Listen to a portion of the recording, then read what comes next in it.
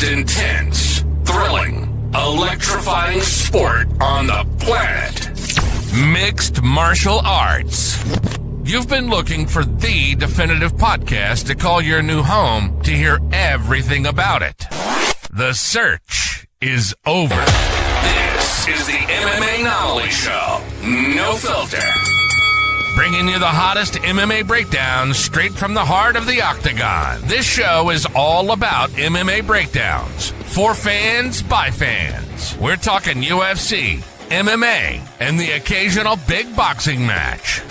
We'll bring our unique take on how these fights are going to play out and who we think are the best bets. Welcome to the MMAnomaly Show. No filter. And now your hosts, Olin, a.k.a. MMAnomaly, and Emiliano, a.k.a. Jive Turkey Nano.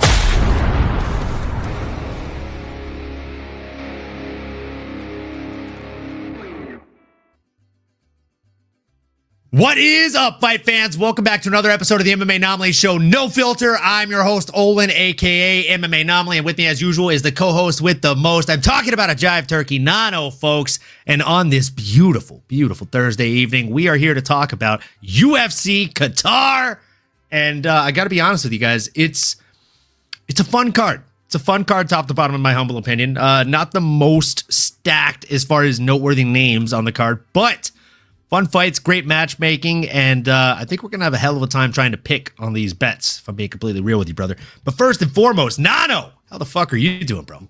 My man, doing great. Great to be here. Appreciate you. Appreciate all y'all tuning in as well. Taking a trip to Qatar for the first time, but this ain't our first rodeo. I'm excited to dive in with you, brother. It is Thursday, a.k.a. Friday Junior. So, what better way to rip it than just dive on in, man? This is gonna be a good one. And you're right. I mean, not necessarily a ton of household names, if you will, coming off a banger of a UFC 322, what to do. But I'll tell you what, it is top heavy, and we had a last minute change up here in the heavyweight division. So it has gotten spicier as the days move along here. So I can't wait to break it down with you, brother. Let go.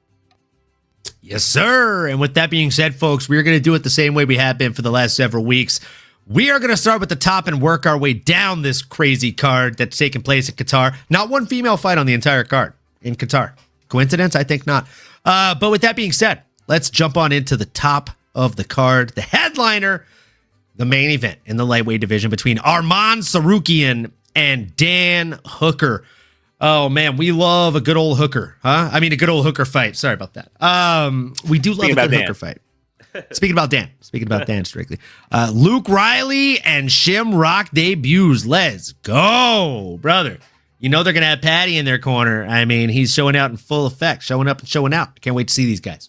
See what the hype's all about. We'll definitely get into that a little bit later. And Lazy Bed, I hope you're here for that because I feel like you are always going to be here to provide some insight when you are in the house. But talking about this main event of the evening, Nano, my guy. We'll let you take the lead on this one. How do you see this one playing out? Because before you give your take, got to be honest with you, the line spread on this one is just seemingly very disrespectful, in my humble opinion, bro. We're talking about a plus 455 Dan Hooker and minus 625 Arman Tsarukyan. That's wild to me. Am I crazy? Not crazy. I certainly would start there in saying that the line does not suggest how close of a matchup it is, and it does not insinuate how excited I am for it. This will not be a landslide victory. I do have a lot of respect for Arman Tsarukyan representing Krasnodar, Russia.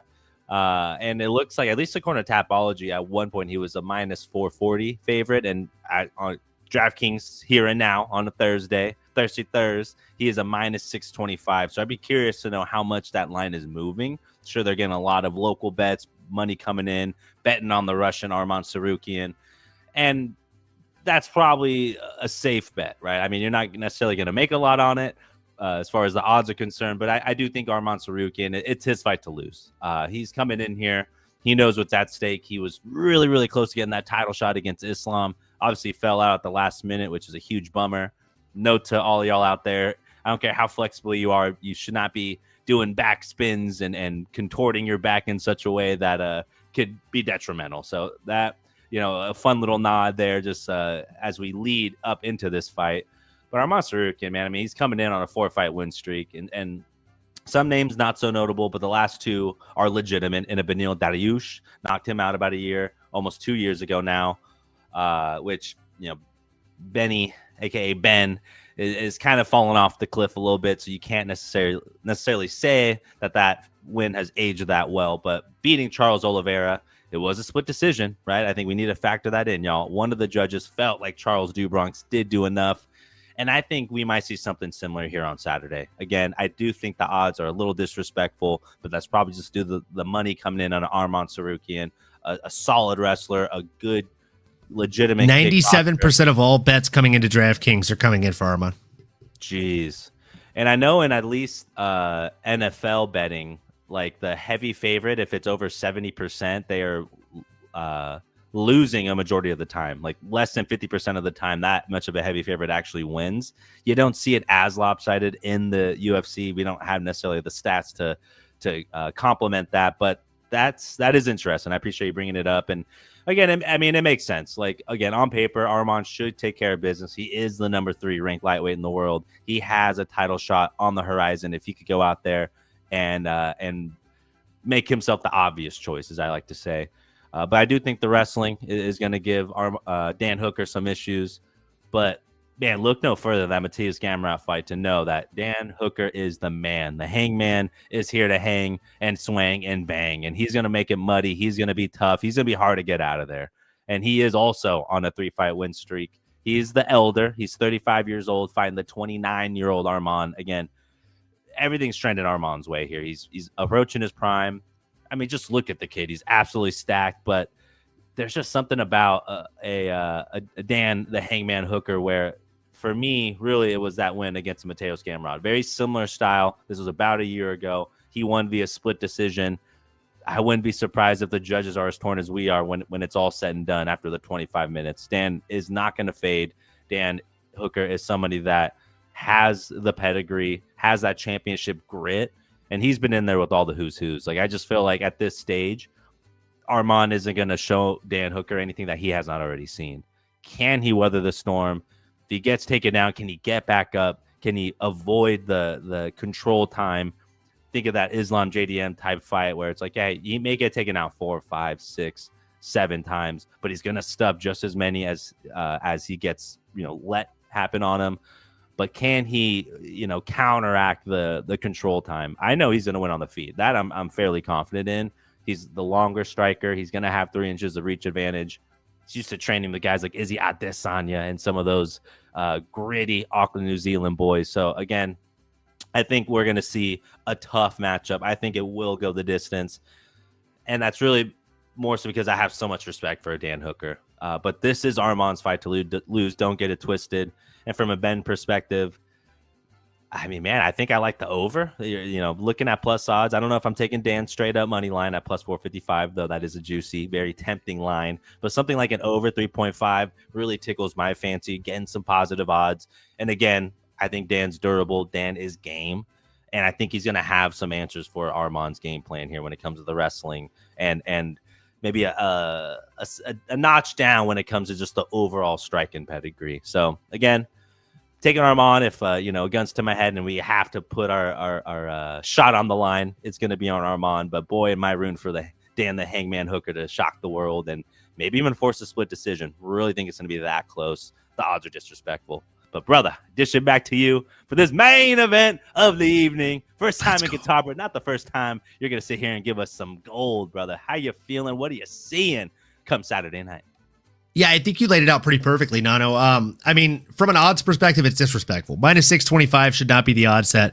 I think we should be seeing like minus 240 versus plus 190 or something like that.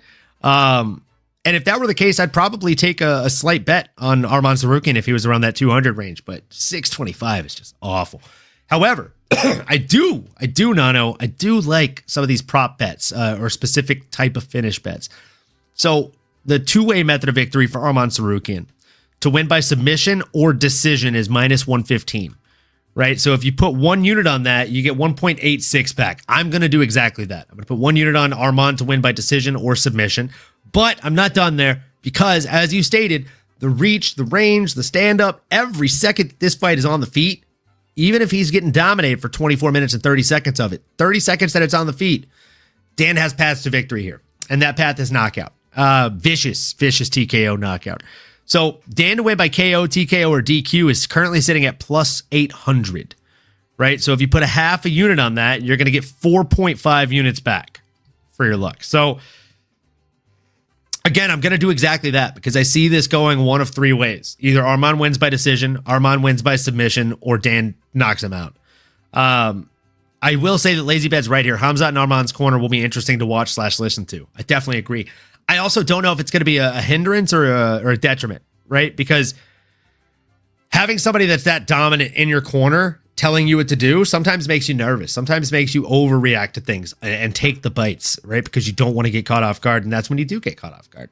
So with that being said, I like this fight to go either way. If gun to my head, who do I think wins it? Like I said, brain says Arman Tsarukyan. Heart says Dan Hooker. I want Dan to win, but I just don't think he's able to get it done against somebody that has that kind of forward pressure of Arman Tsarukyan, who's only 29 years of age. He's still very young here, folks. And that does pay dividends in this fight game.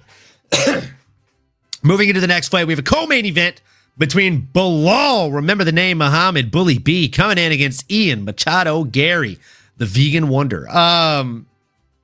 Man. This is going to be an interesting fight. I think on paper, a lot of people think that Ian Garry should be able to come out here and get it done because of what he was able to do against recent opposition. However, I think stylistically, if Belal comes out here with a grapple-heavy style, it should be his fight to lose. Let me tell you why. Ian Garry is a point fighter. He does not have knockout power to take you out in one shot. He has to outpoint you and then wear on you till he's able to get you out of there, if he's able to get you out of there. Otherwise, he's going to do exactly what he needs to win a fight. Outpoint you, outwork you. What happens when you go against somebody that has a better gas tank than you and actually has a better work ethic than you inside of the octagon? That's what we're going to see on Saturday when Bully Belal Muhammad goes out there against Ian Machado Garry. I just think he's not going to have an answer for himself being pushed against the cage for 5, 10, 15, 25 minutes by somebody like a Belal Muhammad. And if Bilal's able to get on top of him, we've seen him scramble. He has good jiu-jitsu. He has decent scrambles, but against that kind of top pressure, we've seen Belal hold better men down. So I think it's going to be one of the more boring co-main events, especially if you're an Ian Machado Garry fan. But I like Belal, man. And I like him in this. I don't like the Epstein Island comment that he said. That was a bit fucking weird. I don't know what the fuck he was thinking with that. Mr. Cringe. But Jesus. With that, folks, we're almost 15 minutes in. If you've just now tuned in, or if you've been here since the very beginning second, we appreciate each and every one of you. If you could do us a huge favor, like, comment, subscribe, smash the bell for notifications. That way you know when we're live next. We'd really appreciate it. And if you're drinking, drink with us. I just poured out my last shot of the Suntory World whiskey I got from Japan. And cheers to that. Cheers to you guys. And I'm all about the high life. Shout out Miller. Let's go. Salute. Appreciate y'all. The champagne of beers. The champagne of beers. You're absolutely right. What are your thoughts on this one, Nano? Yeah, man, I agree with a lot of what you said. Thanks for teaming me up perfectly, brother. Co-main event of the evening. Two guys that just saw a new, I guess I want to say contender, but a new champion enter in the chat here in Islam Makhachev. So they know what the North Star is now. I'm sure as much as Belal wanted that rematch with a JDM to avenge himself, maybe he will get it after this loss to an Ian Garry. But for now, I am leaning Ian Machado Garry on this one. 28 years old. He's going to have 9 years of youth and 9 years of less tread on the tires than a Belal Muhammad. And you're absolutely right. I mean, the reality is Ian Machado Garry that beer came back up there. Excuse me. Has not had a knockout victory in the last few years. He's a grindy, windy type fighter. He is not going to take the big risk and he won't get the big rewards in that sense. That may be the one thing that prevents him from getting the title shot, but you never know. He's talented. He's getting better each and every time he steps in that octagon. Again, he's finally approaching his prime at 28 years young. We've really seen him mature in the octagon and on the biggest stages. You know, the one loss to Shavkat Rakhmonov where he did push him to, you know, the absolute limit by far. Cheers right back at you, Lord of the Pies. Hardest fight for Shavkat Rakhmonov that he's had in his career. Again, when I look at the X's and O's here, I see the longer striker in the Ian Machado Garry. I think he'll be able to keep Belal at bay. And he is very crafty when it comes to the grappling, when it comes to all those positions, his awareness. maybe Belal gets an underhook. Maybe he gets him up against the fence in an unfavorable spot. Maybe he will take him down once or twice. But just like we saw with that JDM match, I think Belal does tend to make mistakes as far as not sticking to the game plan or not doing what he does best, which is wrestling, right? He is not, and he spent time with those Dagestani boys. He was there for 2 or 3 years and forget, but we won't forget the name. Shout out, remember the name, Mr. Belal, Send him 2 legend. 3 years Dagestan and forget. He did exactly that, and the wrestling is sharp, but I do think that in the future has arrived, and he has the answers for, again, the grappling, the exchanges. If he does get taken down, he has that urgency to get back up. And Ian will, I think, again, be fundamentally sound when it comes to his strike and his game plan. Fighting with Jute Box and Kill Cliff FC. This is a big one. This is for all the marbles, right? This is for that true potential #1 contender matchup. If Ian's going to want to go out there and get it, he's got to make himself the obvious choice. 2 other contenders just went out there and put away their opponents. I wonder if that's going to change his game plan. I wonder if that's going to change his mindset. But knowing Ian and what he's at least displayed in the octagon thus far, he's just going to do exactly what he needs to do to edge out that victory. And he is sitting at let me pull it back up. Was it -2? Currently I got to scroll all the way down. -270 favorite. And honestly, those odds aren't bad. I thought it would be a little bit closer, but I think that just kind of goes to prove the point that a lot of people believe in Ian as well. I would probably take him straight up money line, maybe parlay it with something else. Again, I'm not confident in him. I could see this one going over the 2.5. I could see it being a decision. Again, Ian doesn't get a lot of knockout victories. Belal does have a knockout over a Sean Brady, but Sean did just get knocked out again, so that might be a Sean Brady problem, not as much of a Belal, the knockout king type scenario there. So, at the end of the day, it's a young man's game. There is a 9-year gap between these two fighters. I'm going with the guy with the less tread on the tires. I'm going with the guy that is equally skilled, if not better, in most areas of that octagon, minus maybe that Dagestani wrestling, like I mentioned. So give me Ian Machado, Garry. Let us know in the chat. How y'all feeling about this main and co-main event? Are you riding with Arman? Are you riding with Ian Machado, Garry? Do you see some upsets? Let us know how you're feeling. Lazy bet here with the comment. Imagine a world where Ian tries to arrogantly beat Belal at his own game by out-wrestling him and it backfires. I could imagine that because Ian's that guy. That is a world that we can live in. You can imagine it. We may see it. And you see it a lot in fights. Belal maybe takes him down, and then you see that fighter want to return the favor or get that one back, right? I want my get back. So you can potentially anticipate some wrestling and potentially some slower rounds. Maybe I'm hoping not, right? Let's be real. I want to see them go out there and strike. I want to see a good mixed martial arts performance from both of these guys, and that's mixing it all together and putting together a good game plan. But I do think Ian Machado is probably going to find a way to, again, edge it out. It's going to be close. Yeah. But I think he's the better fighter here, and there's a lot at stake. Again, this is for that potential #1 contender status. He's got to go earn it. That's the reality of the situation. He has to go earn it. So let's see if he does. I can't lie to you, man. Plus 220 on Belal Muhammad is too juicy for me. And being an Ian Garry hater, I mean, I can't avoid those odds. Half unit gets you 1.6 back. I'm going to do exactly that. Put a half unit on it. I just think it makes a lot of sense. And I mean, Nano, you were talking about the overs, right? If you're an overs guy, if you think this one goes the distance or over 2.5 and you think the main event goes over 3.5, you parlay those together and get them at plus 157 odds. I like that a lot. I think we might need to. We're on a hot streak and we're swinging some hot bats, whether it's half a uni, maybe a full one, just because, end of the year here, want to go out on a bang. I might need to do a little parlizzle. Let us know how you're feeling about that in the chat, y'all. What do we think? I don't mind we'll that tail one. you as well. We'll tail you. Let us know what you're betting, and we'll go ahead and we'll put you up here, and we may sprinkle some unis on that as well. Let's go. And candidly speaking, I did go ahead and put one unit on our guy, friend of the show, Diego, the bad boy of Brazil, the Brazilian bad boy, Bianchini. He's fighting tomorrow night in LFA against Jeff Cretan, fellow tough alum, and I think that's going to be a fucking banger of a fight. Almost dead even pick 'em odds. So I think I got him at like minus 110 before the odds shifted any further. He was plus odds before I was able to get a hold of him. But shout out Bet Online for having odds on LFA. Yep. Shout out and shout out our boy Diego, fan of the show. He's been on the program. If you want to go watch that one as well on some downtime, MMAnomaly crushed it with his interview. More of a friendly conversation than an interview. Let's be real. It was a really good one.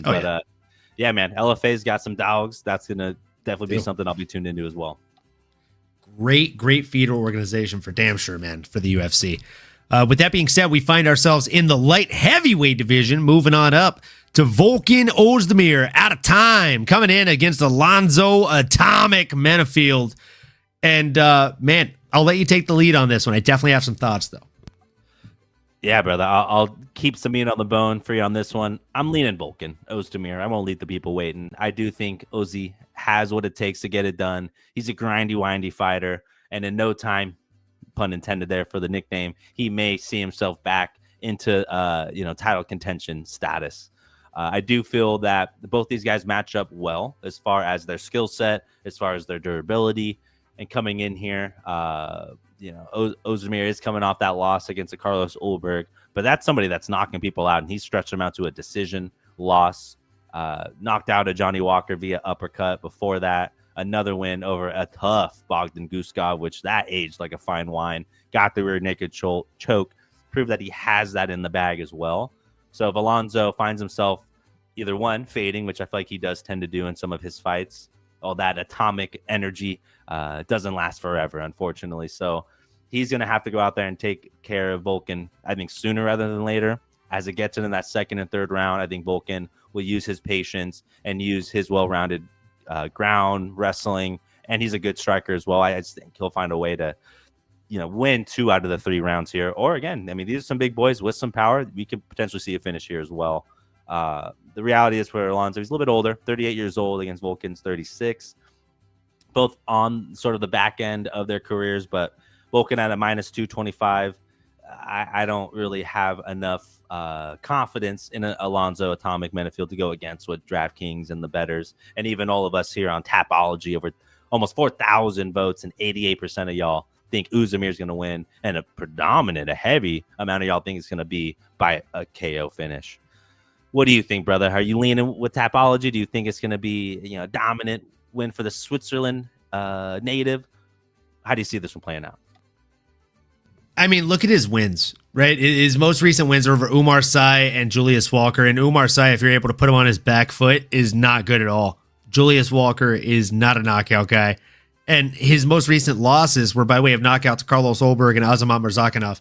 So I just genuinely think that Volkan Oezdemir is the younger guy by 2 years.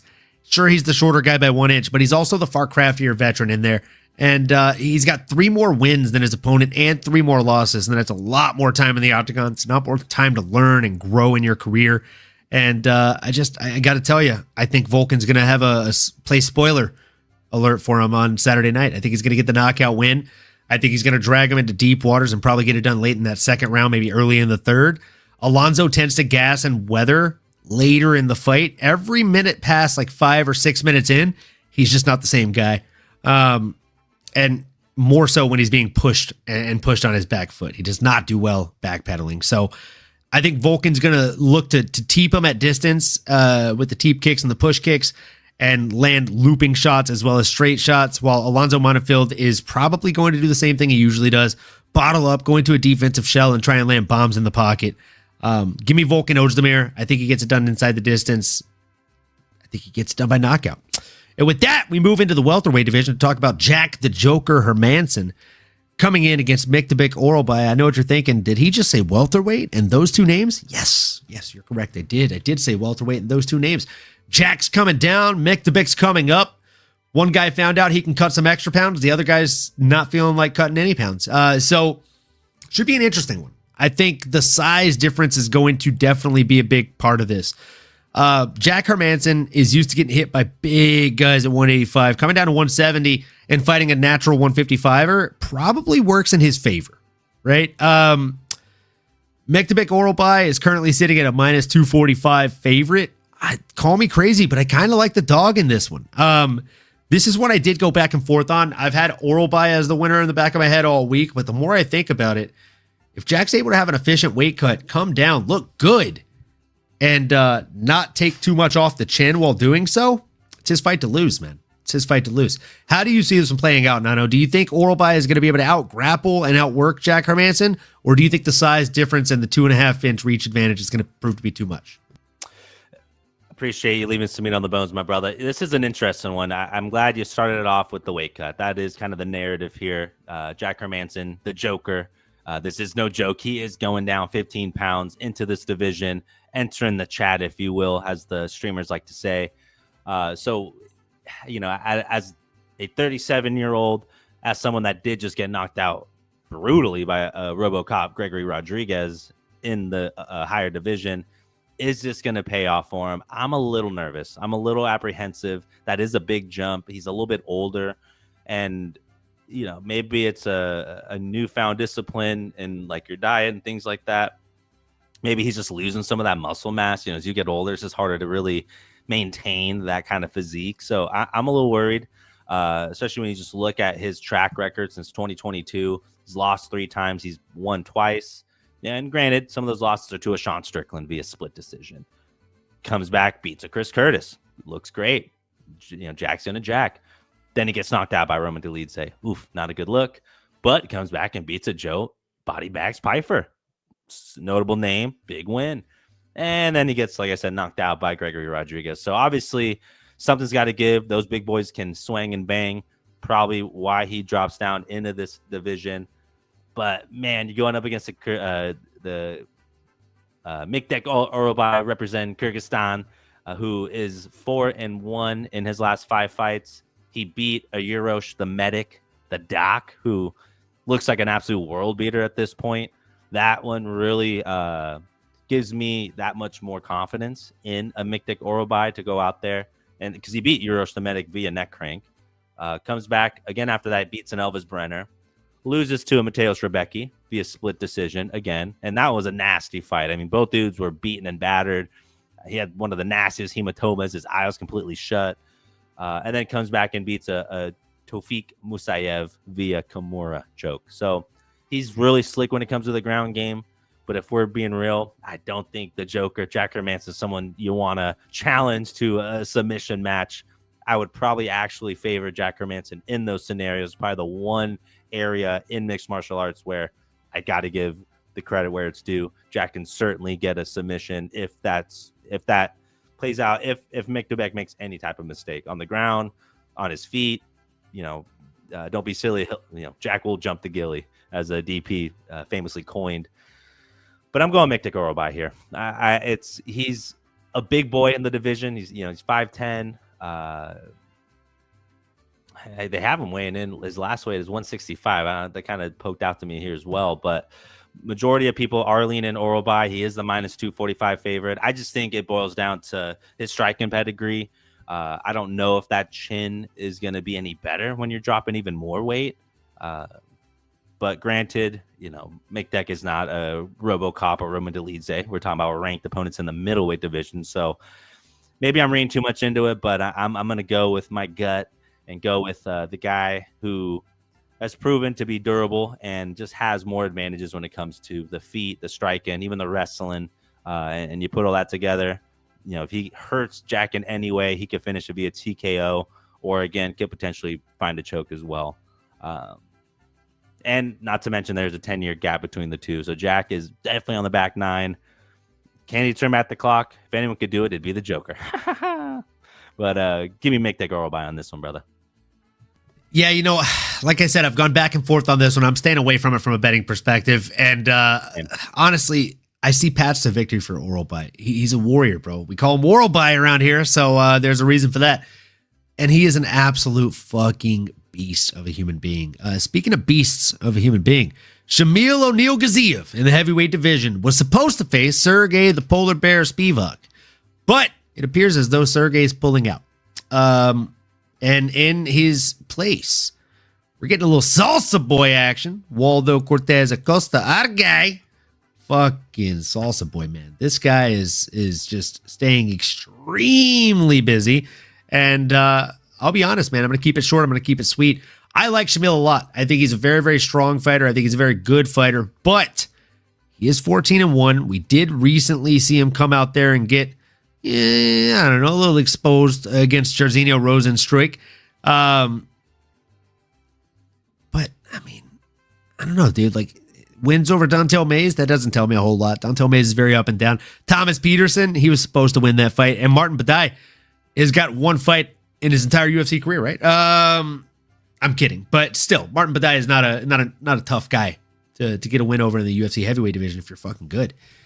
So he hasn't instilled a ton of confidence. I like Shamil. I think he's a dominant fighter, but I would have liked him a lot better if he was fighting Sergey Spivak than fighting Waldo Cortes Acosta, right? This guy can get poked in the eye and still make you cry. So I'm going to say it loud. I'm going to say it proud. I'm going to say it with my fucking chest. Give me Salsa Boy.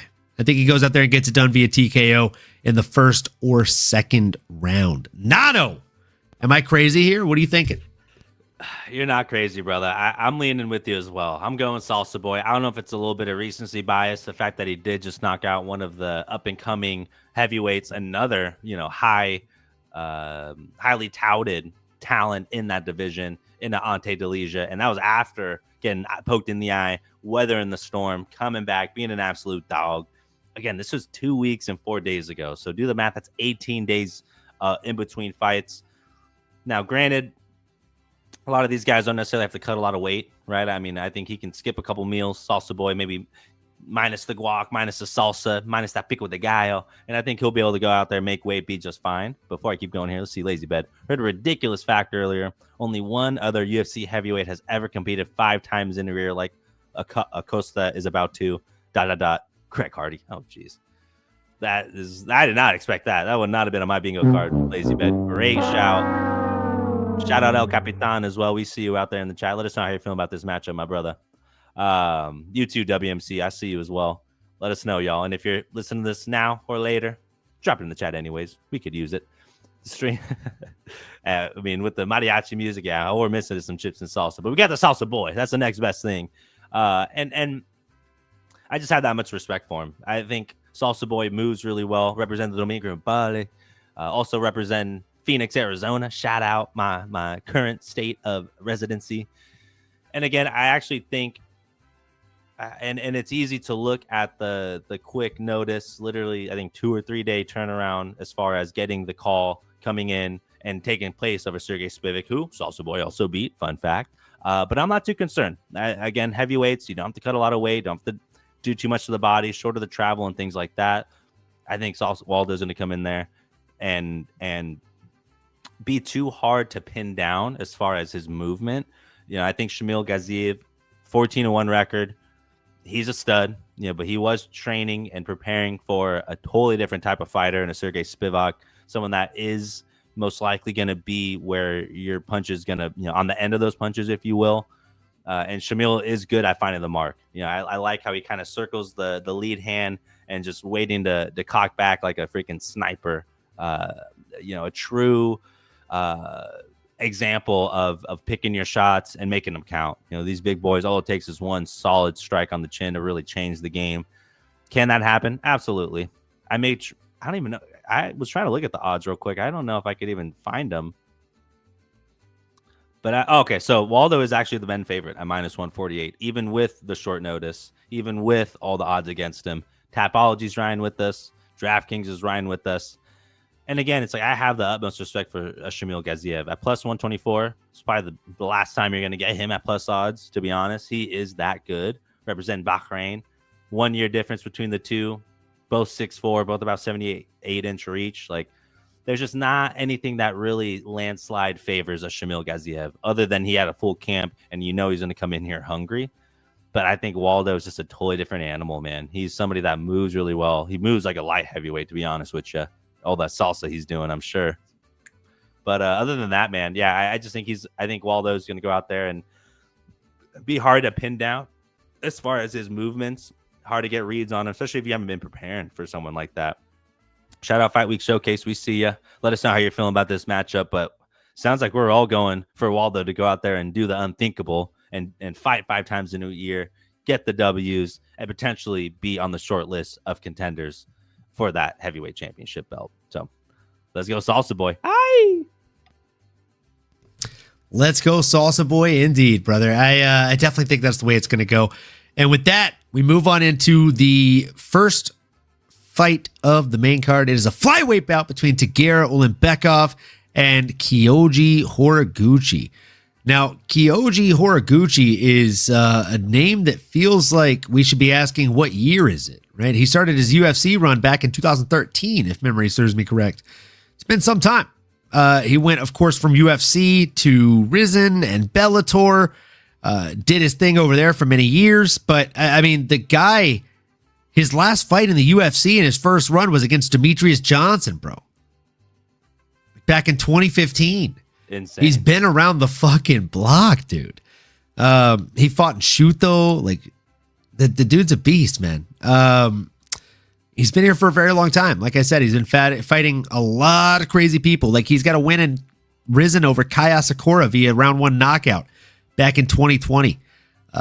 His losses since leaving the UFC are, again, to Kaya Sakura, who knocked him out in the first round before that fight in 2019, as well as Sergio Pettis, who he was beating up until he got spinning back-fisted. And then he lost a unanimous decision, getting outpointed by Patchy Mix. But after that Patchy Mix fight, he's gone on a 3-fight just absolute tear between Nakazimulo Zulo, Sergio Pettis, and Makoto Shinryu. 2 of which coming by way of unanimous decision, the other coming by way of a naked choke in round number 2. The guy's an absolute beast. Unfortunately, standing across from him is Tagir Ulanbekov, who is just an absolute stud, fighting out of Russia. 8 wins by submission, 1 win by knockout, and 8 wins by decision. The guy is a grinder of a fighter. Most recent wins coming over Clayton Carpenter and Azat Maxim.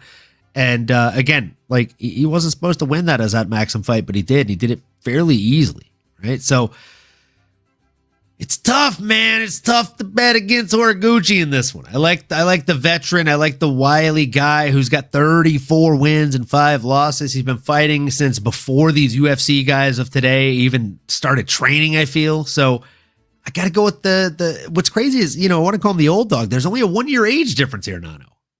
But there's a wealth of experience. Like, you're talking 17 fights to 17 wins to 34. It's twice the number of wins as Ulanbekov.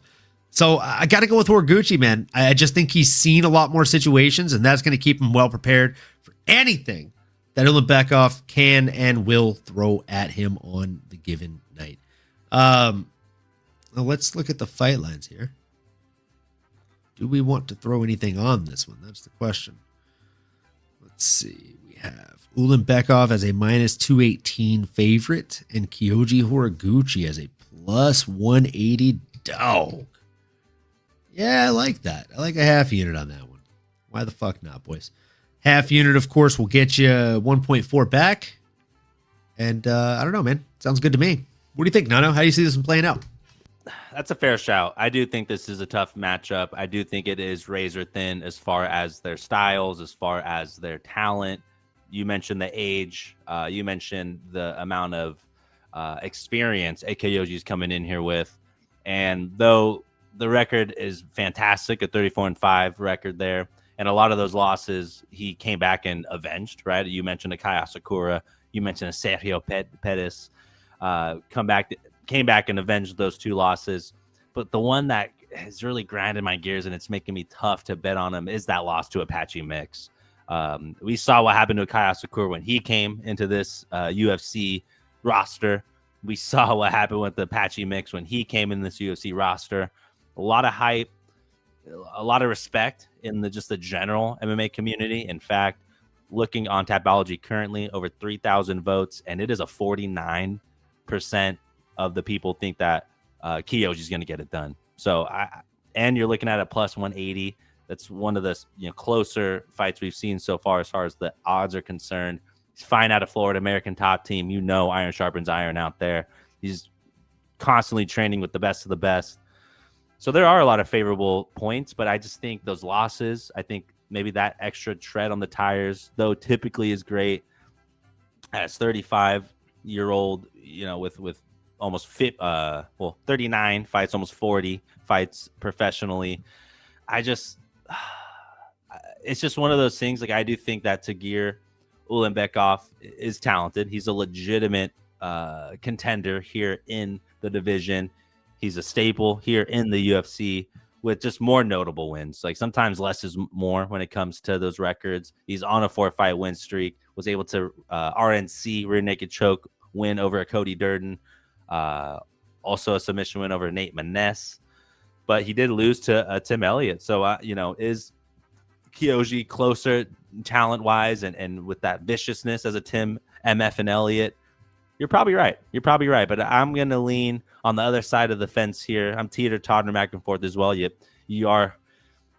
I'll definitely, support the plus 180 nod there. Half a uni to get a good payout. But I'm just leaning the longer, bigger fighter in Tagir Ulanbekov. He's going to have a 5-inch reach advantage. And again, on a good win streak. It'll probably be a close, maybe even a split decision here. I don't typically say that a lot, but that's how close, that's how much respect I have for Kyoji. I think it's just one of those things I got to see it before I believe it. And again, the loss to Apache Mix, the loss to Akaya Sakura, the loss to Sergio Perez. Yeah, he did earn some of those back, but I got to see it here on the biggest stage, on the against the best of the best. And Tagir Ulanbekov is someone that is a legitimate guy.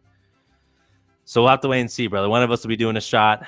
I'm hoping I'm wrong, just so we can continue to stack up the unis here as we're having a great year. Shout out to you on that one for keeping track and for swinging a hot bat, my brother. But I'm going against the grain. I'm going against the grain here, and I'm going to gear. But let me know how you feel, y'all, in the chat. And what up, Grimy? We see you as well, brother. He's a betting favorite for a reason, man. And let's see what Leroy says here at the Fight Week Showcase. Got to bounce taking these kids to school. Hope all is well to the host and chat, and hoping Miss Mary is fast recovering. Absolutely, man. She's definitely feeling better today. And, dude, I hope everybody in your family is avoiding the bug. I feel like everybody is sick around here right now, man. Grimy, what's up, fellas? What's up, Grimes? How you doing, man? Main event, Hangman in 1. Ooh. You'll be happy to know I put a half unit on Hangman by knockout. So let's get it, brother. Let's get it, brother. Lazy Bed knows what the fuck's up. The Gooch. Good old Gooch, man. Again, Horiguchi. I talk about him all the time, man. Kyoji. Good old Kyoji. Gooch. The Gooch man. The Gooch monster. With that being said, we move on into the prelims to talk about a phenom that is making his UFC debut. The man is 11-0. We're talking about Luke Riley coming into the featherweight division of the UFC against Bogdan, the Unleashed Grad. Look, I mean, this is going to be a fun fight. It's England versus Australia. 70 inches of reach versus 69 inches of reach. Giggity. 5'9" height versus 5'8" height. So one guy's an inch taller, one guy is an inch longer. Kind of negates each other to an extent. I don't know, man. I got to go with the betting favorite here. I just think Riley, from the tape I've watched, and I did have to watch some tape, right? He's solid. He trains with Patty and the boys, and very similar style, right? He likes to stand at range, keep his hands kind of low, pop, hip fire, and very unpredictable with the striking, which I think could prove to be a real problem for Bogdan Grad. If Grad is able to get him down and take him down, it's going to be a problem for Riley. But again, Riley trains with Patty, so I got to think that he's no slouch on the mat, and he's got a pretty solid acumen of Brazilian Jiu-Jitsu to work his way back to his feet in that case. Give me Luke Riley here, and give me Luke Riley inside the distance. Nano, what are you thinking? I'm liking that as well. I'm riding with you on this one. I do like what we've seen from a Luke Riley as far as the hype, training with Patty Pimblett and, another fighter we'll be breaking down here soon. 26 years young, representing Liverpool. And I like a lot of what I've seen. He's 11-0. His style certainly suggests that this is going to be a fun matchup. I think we're going to see some heavy strikes from both these fighters. I think he knows that Bogdan Grad's going to want to unleash that wrestling game. I just don't think that Bogdan has the same, talent, for lack of a better phrase, when it comes to the striking. I think Luke's going to go in there, put it on him. He's tough as nails. He's weathered the storms. He's been in some gritty fights, but he's able to come out victorious every time. And he doesn't know what defeat looks like yet. And I think that kind of confidence, taking that in here into the UFC octagon, knowing he could really make a name for himself, are all reasons why I'm leaning him as well. And then you looked at Bogdan as well in that last matchup against Muhammad Naimov. Stylistically, I think Muhammad and Luke pose similar threats. Both are heavy punchers. Both are slick on their feet. And I think Luke's going to have good takedown defense. Let me rephrase. Again, training with Paddy Pimblett and those boys. He's the truth. I do think he's the truth, and I do think we're gonna ride that one till the wheels fall off, man. Minus 258. I think he even started off a little bit higher than that. 77% of Tapology think that Luke Riley's going to go out there and get it done. And I agree. I don't see a reason why he won't. Again, I think he's well-rounded. The striking, he keeps a really wide base, which could certainly allow for Bogdan to try to grab onto a leg and, get the trip takedown, something along those lines. But Luke's a good athlete. He's coming in with 4 years of youth. And again, all the experience needed to go out there and get the job done. And just overall, man, he is a fun fighter that you just want to root for. Dude has the look. He has the appeal. And I think he'll go out there and seal the deal with the victory in Qatar. Let's go. Yeah, man. I think Riley's about to go out there and make a name for himself. And with that being said, we move on into the welterweight division for a bout between Nicolas Danish Dynamite Dalby coming in against Saygid Izagakhmaev. Man, that's a tough name. I'm just going to call him Saygid. Saygid is a absolute sambo wizard. He's a beast on the mat. And he's just tough, man. He finishes most of the people he fights. He's levels above Danish Dynamite Dalby, and he's just getting his UFC start a little bit late, right? Let's call a spade here. But make no mistake about it. If he were Brazilian, I'd still put some skrill on Danish Dynamite because he just tends to beat Brazilians. But he's not, so I'm not betting on Danish Dynamite. I don't think he gets it done. I do think he's a wily veteran. He's a solid striker, good boxing, chinny but durable at the same time. But I mean, Saygid is a Dagestani killer, making his UFC debut after dominating one. And if you look at his last 5 fights in MMA, he's finished 4 of them. If you look at his last 6, if you include grappling, he's finished 5 of them. So the guy is constantly hunting for the finish. He's one of these dudes that definitely understands he does not get paid by the hour. No, he gets paid by the job. Okay, so he's trying to get in, get out, cash that check. I think he does that against Nicolas Dynamite Dalby, and I think it's just going to be a tough night, man. I think his record goes to 23-7. They're not doing him any favors, Dalby. They're giving him tough matchups, and this is just another one of those. Saygid is going to have a hell of a debut and likely be 1 fight away from entering the top 15 rankings after this.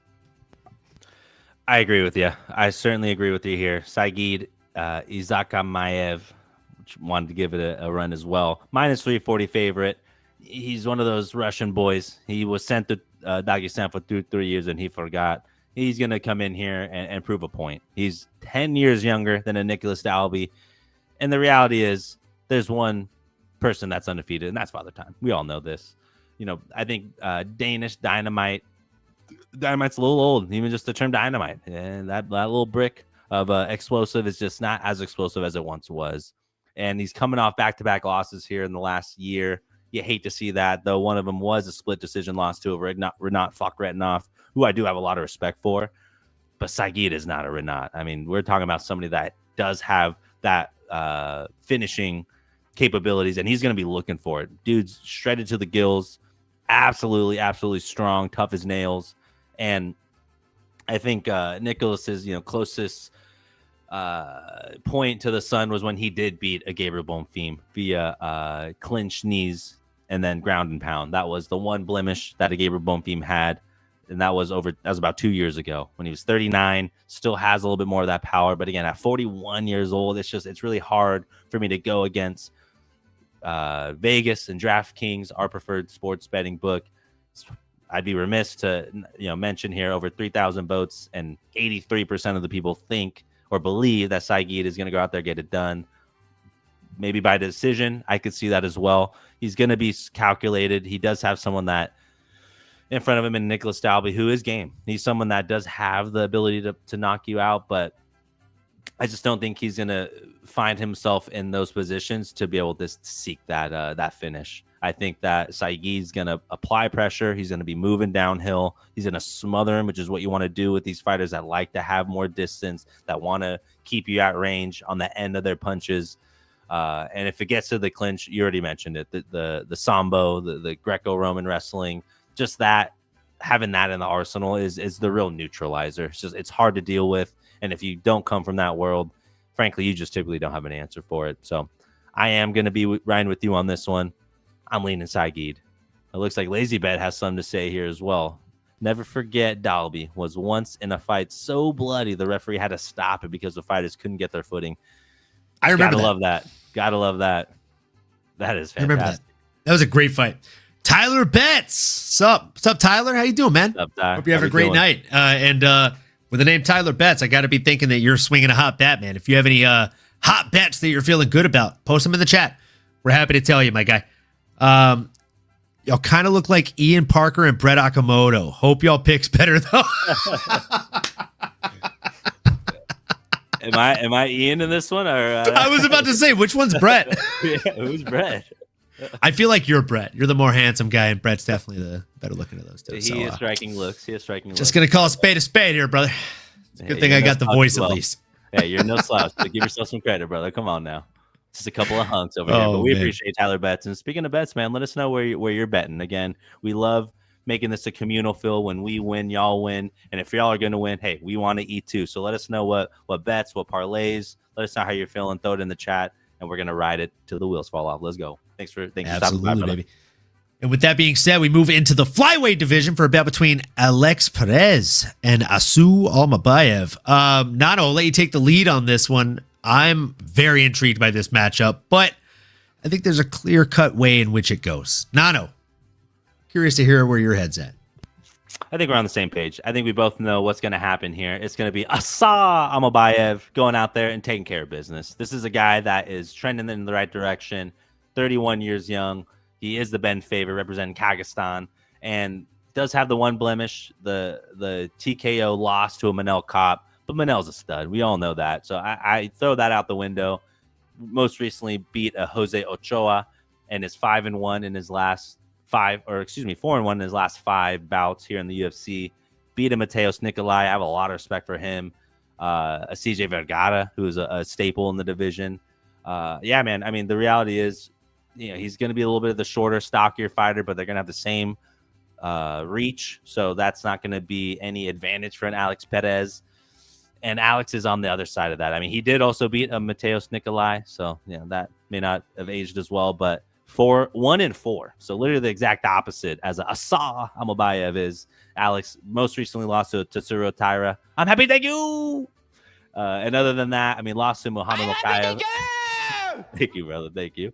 The loss to the current champion, Alexander Pantoja, and a loss to Divisier and Figueiredo. So those are notable names. Maybe you can make a case that, like, hey, these are some of the best here. Give Alex some credit. I'm sure he is truly better than a 1-4 record would suggest here as most recent.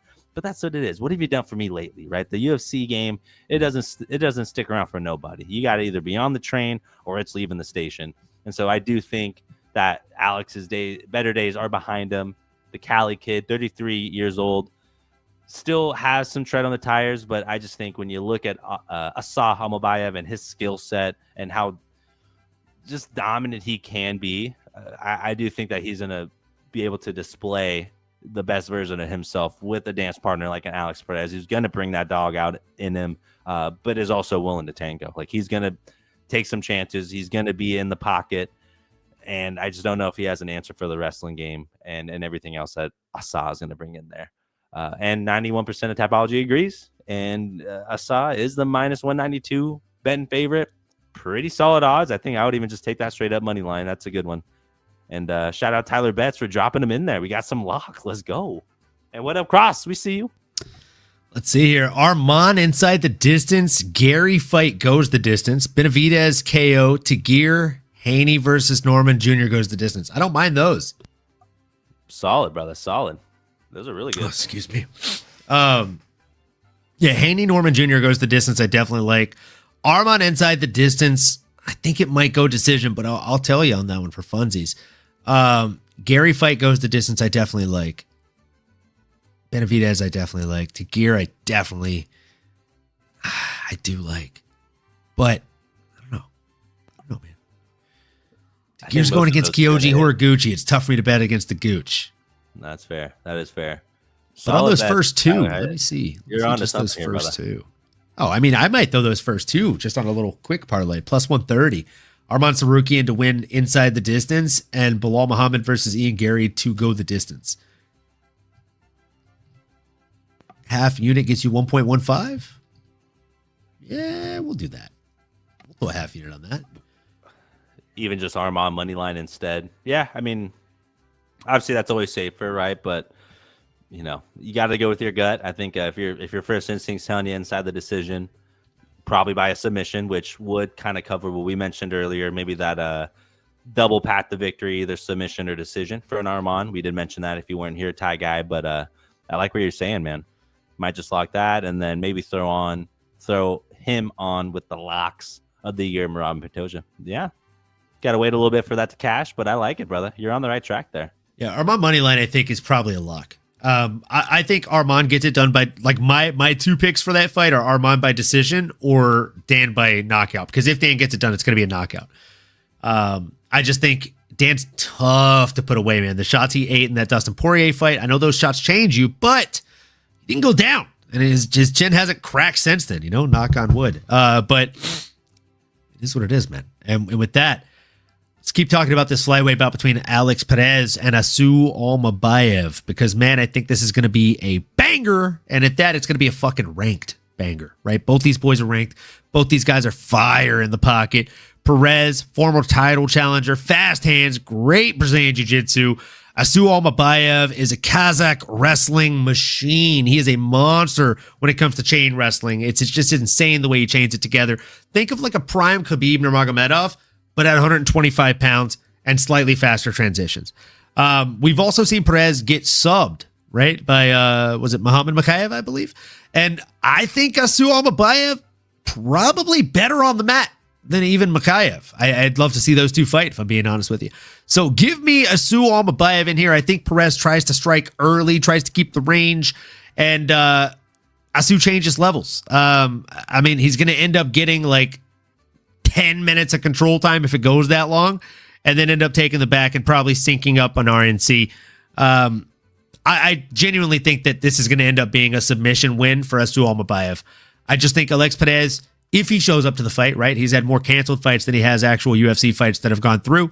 So if he shows up, I think he's showing up to lose to Asu Almabayev, the better, stronger, quicker fighter, better record, and I mean, a couple years younger too. And the half-inch reach advantage that Alex Perez brings, I think it's not going to count for anything. If anything, I think the fact that he's 2 inches taller would count for more. But again, with Asu Almabayev having the grappling acumen that he does, that low sense of gravity that he's going to bring to the table, it's actually a superpower. We've talked about this before on the show, and it really is. So, you know, I'm going Asu Almabayev. It's one of my more confident picks. I think he goes out there and has his way with Alex Perez. With that, we move into the light heavyweight division for a bout between the hardest name on the entire card to say. Let's give it a shot, shall we? AbdulRakhman Yakyaev is coming in here against Rafael Sucaera, which is just a fun one to say in comparison to that last one, right? How does this one play out, though, right? Prospect versus kind of watered down prospect that we thought was going to be someone. Yakyaev is a Dagestani wrestling machine, just like the rest of the folks from Dagestan, right? He also has heavy hands, though. Sucaera is a Brazilian Jiu-Jitsu black belt, though it hasn't really shown. He's also long as hell and very dangerous off of his back, right? The issue is what he typically brings that makes him seem like a good pick is the fact that he's long as hell. His opponent's longer than him. He's got a 2-inch reach advantage, 2-inch reach advantage here. And I mean, they're the same height. So he's not that long in comparison, right? This should be a fairly one-sided match, if I'm being completely honest, right? I mean, if you look at this on paper, if you look at the odds, minus 1650, that is 4 numbers, so minus 1,650. Favorite, AbdulRakhman Yakyaev. I just think Yakyaev is going to come out here and grapple fuck him. He might even be live for a finish, but I don't know enough about him to really hammer the line. He's only 7-0 in his young career. So again, not a ton of tape to work off of, but unless he's been fighting cans over there in Russia, he's going to come out here and knock out Sakayeda, who's been beat by less men. Nano, am I on a crazy rocker here? You sitting with me? I'm sitting right there with it. We are rocking the boat, man. I agree. I do think that AbdulRakhman is the man, the hunter, Mr. Yakyaev. I mean, huge, as Donald Trump would say, huge betting favorite here. Minus 1650. I repeat, minus 1,150. That is huge odds. That might be the biggest odds I've seen this year, or at least in recent memory. I think even Talbot was like a minus 1,000, which was crazy, but 1650 is no joke. I had to pull back the layers there. 92% of the bets are still coming in on Abdul, and I think the reason being is dude's legit. And let's just, like, before I even go into the fight itself, he has an 11-year age difference. He's 11 years younger than his opponent, Rafael Sequeira, the Lion. And according to ChatGPT and other places here, for a more substantial age difference, such as 8 years or more, the younger fighter wins 68% of the time. Even just from a betting perspective, you got to look at that and actually factor that in here. And then when you turn on the tape and you see what Abdul has done to his opponents, dude is a savage. Like, he is a true hunter. He is a phenomenal striker. He has the knockout power. He has the ability to submit you as well. And the thing I appreciate with him is and we talk about it a lot. You demonstrate it better than anyone I know. But it's when you're throwing your jabs or you're throwing your combinations, by the time his fist is connecting, if he knows you're going down or not, he's already shooting for the takedown. He's changing levels. Like, he does a great job of mixing the punches with the wrestling. That is the sign of a true mixed martial artist. You don't just learn that off a whim. Yeah, maybe you have some good instincts, but that is somebody that is just talented, for lack of a better phrase. So I do think the 7-0 record certainly suggests that the Turkish kid is going to come out here and get it done. You could get it minus 345 for under 1.5, or if I'm being real, I might just take Abdul by TKO victory at minus 175. Much better. I've got to correct you. You called him the Turkish kid. He was born in Chechnya, Russia. He's the Russian kid. He's just fighting out of Turkey. Okay, there we go. It's okay. It's okay. You're the jive turkey, so you want everybody to be a turkey. I get it. Just chucking and jiving over here. That's I'm going to give that to Tapology. You literally made me. I had to double check it. I was like, I called him Russian. Am I wrong? Hold on. I mean, the name certainly suggests it, right? But that's Tapology. Okay, let's fact check Mr. Tapology here. That's on me. I got to do my due diligence. That's why we keep each other honest around here. Appreciate that.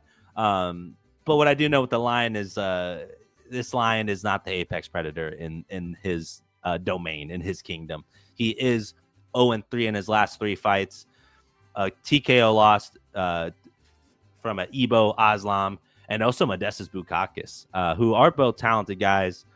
But when I see Rafael and I watch those knockouts, he's chinny. Like, he's a big guy. He's 6'3", but he keeps his hands low, and it's easy to win and get a good record on the local circuit, and maybe be a little more lackadaisical, a little cocky in there. But you can't do that in the big leagues, and it shows. Again, 0-3 since he's entered the octagon, though it is a must-win for him. 35 years old. I don't see anything in his game that the Hunter isn't going to do better than him. And the odds are crazy.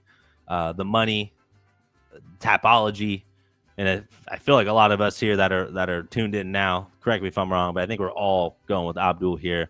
And if I'm going to bet anything on it, that might be my psycho parlay, Abdul by a TKO or KO finish here, minus 175. That's much juicier, much more attainable than a minus 1650.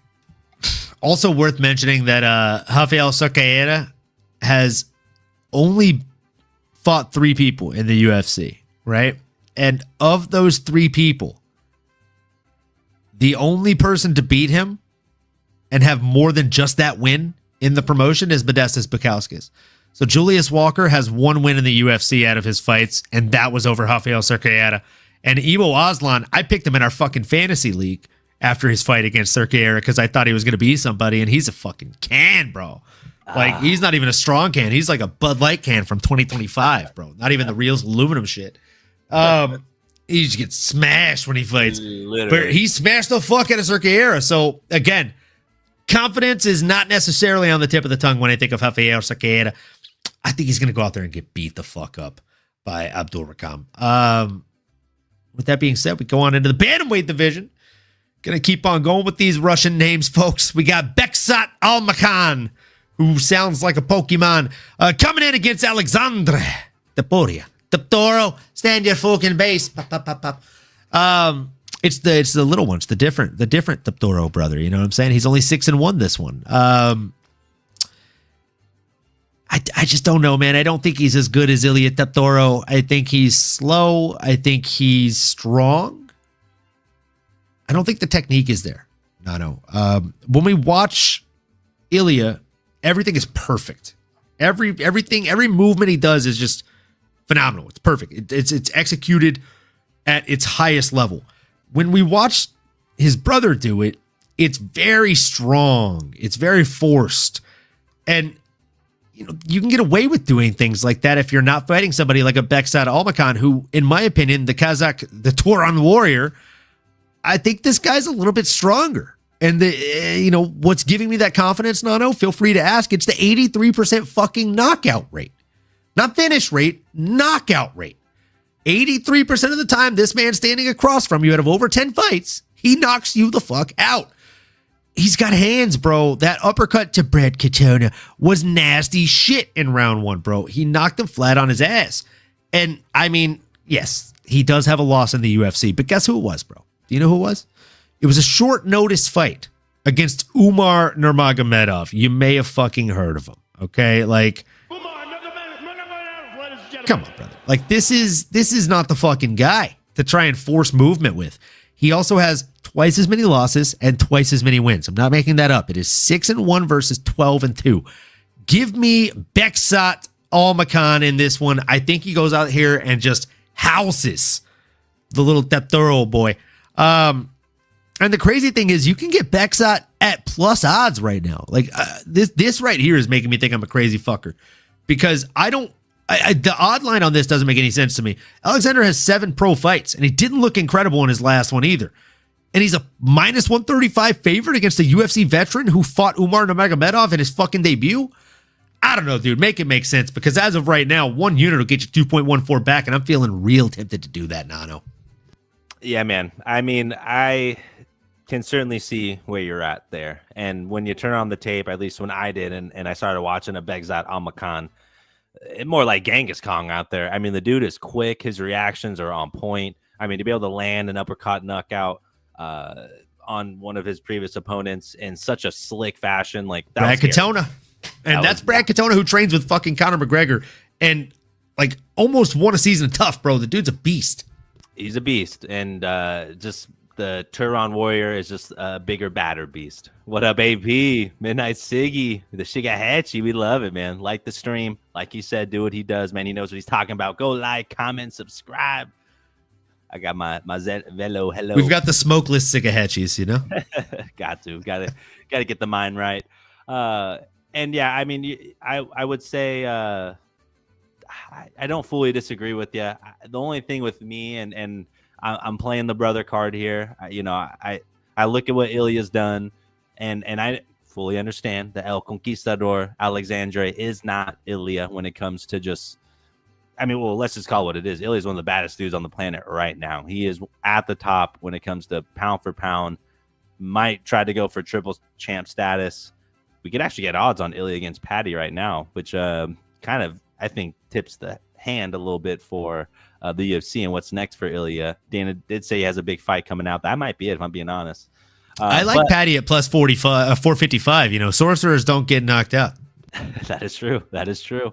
And boy, does that matchup have a lot of hype around it. But what I'll say here with the other Taporia brother is these guys are cerebral when it comes to their approach. I learned about that with watching Ilia, listening to him talk about his game plan. They're cerebral. I know for undoubtedly that his game plan is going to be well thought out. It's going to be methodical.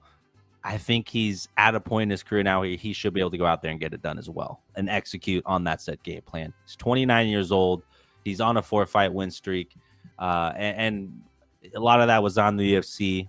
He had almost 2 full years of a layoff before his last fight against a Colby Thickness, or I just call him Thickness. I like that a little bit more. The thickness, baby. Thickness, brother. And I think a little bit of that performance might have been some ring rust, if we're calling a spade, taking 2.5 years off and then going and fighting someone like that. He didn't look great, but when you watch him, partially because he has the same tattoo, but he does move very similar to an Ilia Topuria. His style, his head movement, the boxing, kind of leaning on that front foot, the counters. Colby took that fight on 3 days' notice and almost beat him. I hear you. I'm sorry, bro. I gotta address the elephant in the room on that one, bro. We're like Shannon and Skip out here. We're here to come on, Skip. Come on, Skip. Skip. Legacy 5. Come on, baby. But hey, man, I mean, and a lot of the money is coming in. You can have Harden, you can have a pardon, you can get a garden. Lakers in 5. And I'm saying Topuria in 3. Topuria in 3, baby. You can get a garden, you can have a pardon. I like that one. That's it doesn't matter. Chris Paul, Cliff Paul, Jake Paul, Logan Paul. Lakers in 5 now, Chris. Lakers in 5 now, Chris. Well, that's it, man. I'm taking Topuria by decision here. MMAnomaly. I'm taking Topuria by decision. And again, I'll be taking a shot next week. Probably.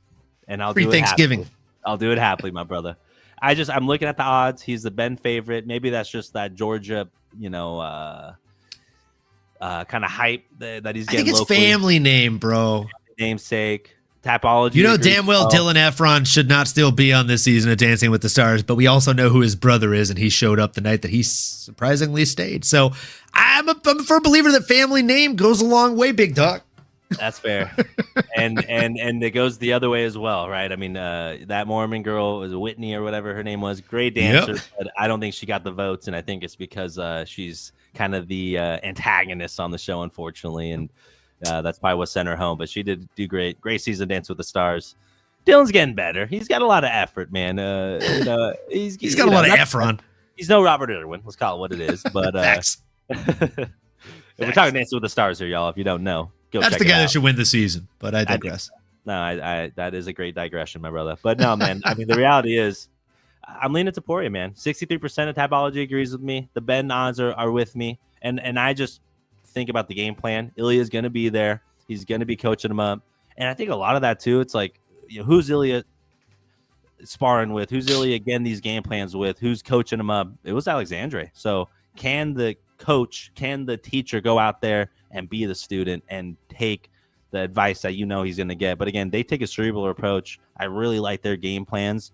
I think they'll have an answer to crack the Begzat Almakan. But it is a close bout. This is a fun one. It is on the early prelims. Make sure y'all tune in because you don't want to turn away from the TV on this fight. I think it's going to be really, really fun. Back and forth.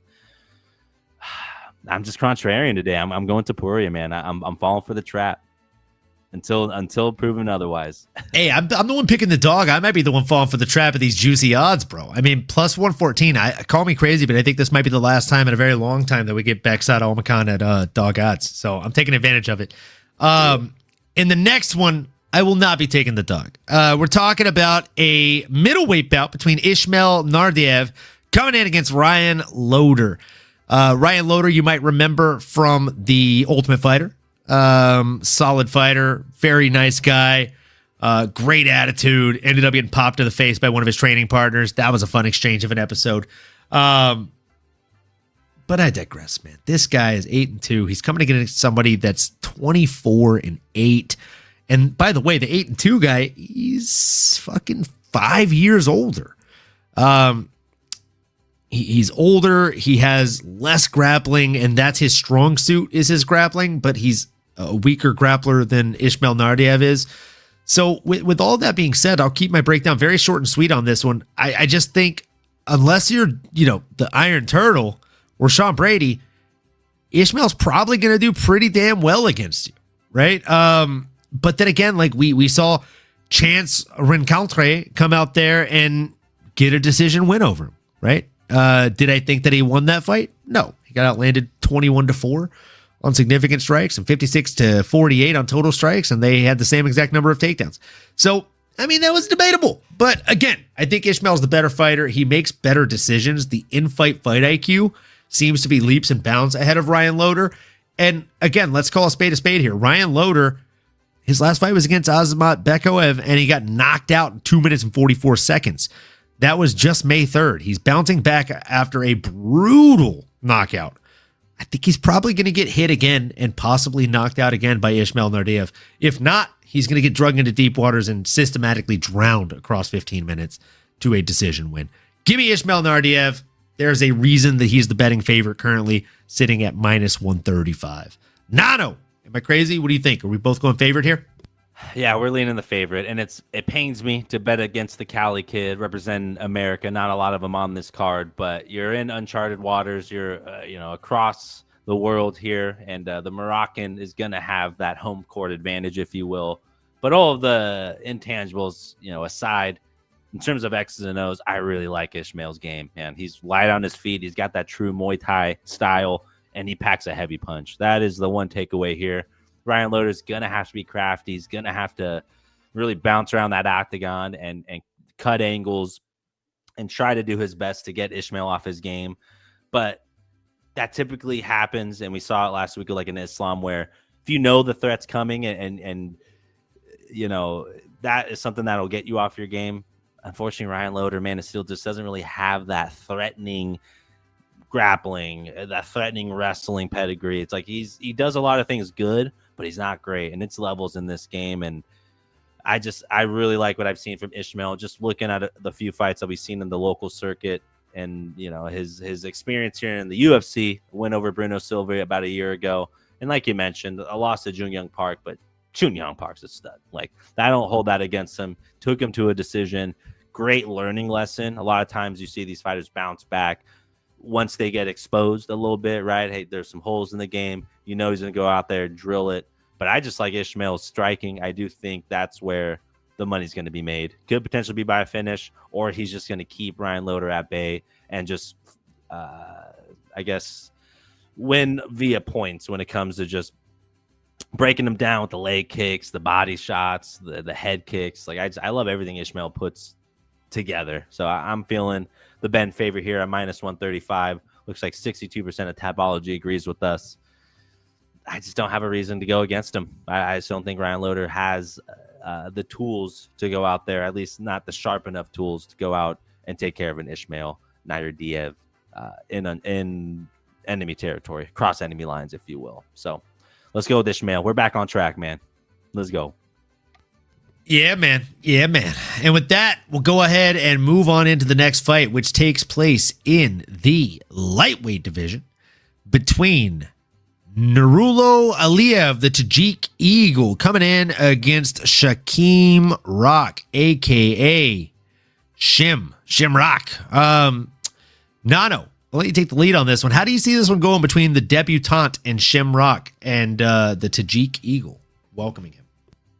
Yeah, and probably going to start to sound like a broken record here, but I don't have a reason to bet against the Ben favorite here in Nurullo Aliyev. And before I keep going with the breakdown, shout out Lazy Bed with the fun facts. Another interesting fact here, y'all. Listen up. This card has the most countries ever represented on a UFC event with 22. Wow. That is a lot of different countries, y'all. I definitely can't name them all. If you showed me them on a map, I would be SOL. I'd be shit out of luck, because a lot of fun places here. I'm just not globally inclined, but not a good geography guy. Not a geography guy. I used to flunk those tests and coming back into geography class, just in the U.S., let alone friggin' the whole world. But yeah, man, I'm leaning the kid from Tajikistan, 24 years young. He's going to have 8 years of youth, which, like I mentioned earlier, 68% of the time they get it done. Even just on paper, looking at the numbers, hard for me to make a case against him. Stylistically, dude's a stud. He has many passive victories, the Tajik Eagle. He's got multiple KO victories, not many subs, but the fact that he has 8 decision wins tells me that he doesn't make a lot of mistakes. He's durable, and he has a gas tank to go a full 15 and weather whatever storm that a Shakame Rock or Shem is going to throw at him. Like a good old-fashioned game of rock, paper, scissors here, I think Nurullo is going to be the paper to the Rock here and get the W. How are you feeling about this one, brother, and how you see it playing out? I mean, look, I want the feel-good story, right? This is another one of those guys, to my knowledge, that trains with Patty and the boys. I want to see him do well, but I just don't think he will. I think he drew a short straw here. If you look at the last two names on Nurullo Aliyev, the Tajik Eagles resume, they outrank the entirety of the resume that Shim has brought into the UFC with him. Joe Selecki is an absolute beast who has fought a who's who in the UFC. And before he beat him, he retired Rafael Alves from the UFC, sent him back into karate combat, right? And this is the guy that was trading bombs with fucking, what's his name? Drew Dober. So I got to think Aliyev is the tougher, better, stronger, like not more experienced, but more UFC tenured guy. So give me Nurullo Aliyev. I like Shamrock. I think the UFC keeps him. I think they keep him on the roster. I think they give him another fight after this, and I think he does a lot better than he does on Saturday. But man, he drew a short end of the stick on this one.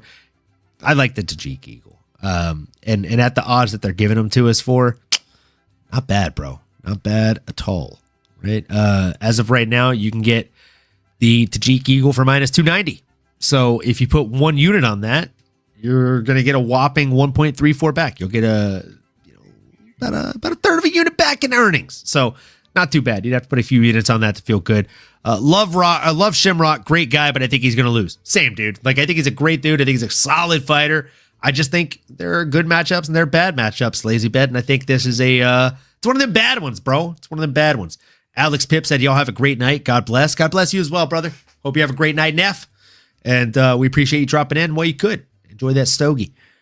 With that, we have one more fight to break down, guys. It is Marek Bujilo, a.k.a. Bujila, coming in against Denzel Freeman. Look, it's a heavyweight banger between Luke Fox and Bujila.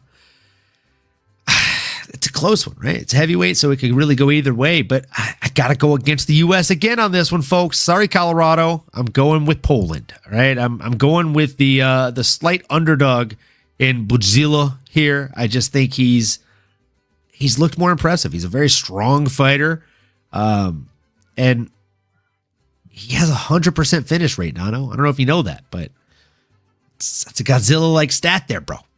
His last 3 fights have come by way of first round ground and pound finish. God help his opponent, Denzel Freeman, if he loses his footing for even just a second and ends up on the bottom. I think he's going to get finished. Give me the newcomer, man. Give me Bujila making his UFC debut and probably coming out here with another finish win. Yeah. What do you think, Nano? That's a good shout, my brother. That's a good shout. Bujila is somebody that is an absolute dog, repping Poland, 32 years old, 6-0, like you mentioned, and more known as a grappler. He comes in from that jiu-jitsu background, but you wouldn't know it because, like you said, his last 3 wins were by ground and pound. But I think that's because of the complementary ground game that he does have. They're not knockouts. They are ground and pound, so he was able to control his opponents once he gets them on the ground and is able to have his way with them. That's really the reality in the situation here. He can submit you if he needs to, but he chooses to just go out there, be violent, do what heavyweights do, swing and bang, but he does it methodically. So I could certainly see why you're rooting with Bujila, similar to Godzilla, hard to beat. But, man, I'm going against the grain. I'm leaning with Denzel Freeman, and might as well call him King Kong, baby, because I'll tell you what, man, these are some 2 big boys going out there and fighting, laying it all out there. 34 years old for Denzel, representing Colorado, the U.S. of A. Come on, baby. A true Muay Thai fighter. He's going to have a little bit of a size advantage. We got Marek weighing in at 240, and Denzel is a mean, lean 260. But I also just think that it's going to be the Muay Thai for me. I think that he has some wrestling in his game as well. So if Marek starts to challenge him in those areas, I think he has enough defense to keep it on the feet. Denzel's a true southpaw fighter. I think he's going to go out there and use those fisticuffs to get it done. Now, I'm in the minority. 57% of people on Tapology believe that you are correct and that Bujila is going to get it done. But when I'm watching Freeman fight, I think I'm choosing the striker here. I'll call a spade, though it is very likely if he gets down on the ground, like you said, it's going to be game over. But it's not easy work to get these big boys down. Every fight, like we know, starts off on the feet. So as soon as they meet in the middle, I think that we're going to see Denzel be, kind of loose. He kind of keeps his hands low and is more of a freestyle fighter in that sense. But he's got heavy hands. He's got that Muay Thai background, which is just personally one of my favorite disciplines. I think it's one of yours as well. So if he can get that rolling, attack the legs, rip the body, and then eventually find the headshot, good chance he's going to find a path to victory. And if it's any consolation, Denzel Freeman is the betting favorite at -205. But again, Tapology thinks different. You're more of the expert when it comes to mixed martial arts. You bet different. So me and Vegas might have a rough start to the night here in Qatar, but man, I couldn't fade both of the Americans. So again, I'm a little biases, but I'm going against the grain, brother. I'm going with the boxer, the Muay Thai striker, and Denzel. Free me, man. Let's go. I'm taking 5 dogs this week, man, in my dog competition with these other podcasts. I like Belal Muhammad.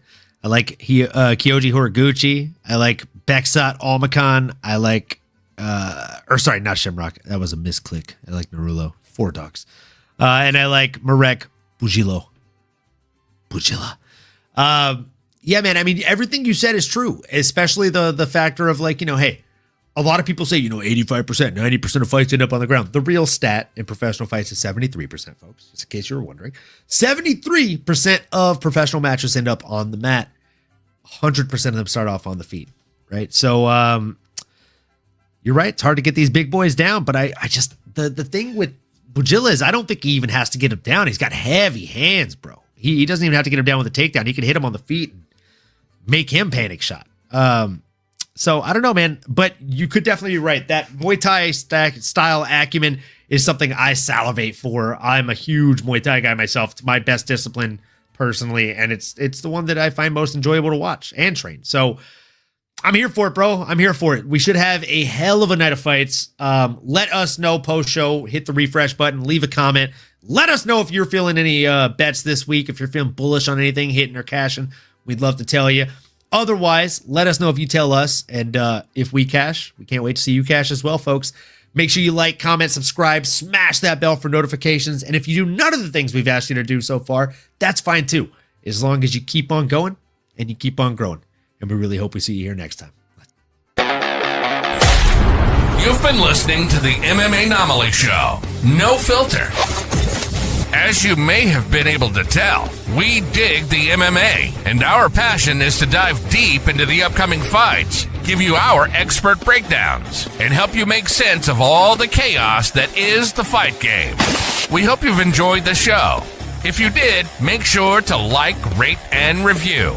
We'll be back soon, but in the meantime, make sure to find us on YouTube, Twitter, Instagram, and Twitch at MMAnomaly.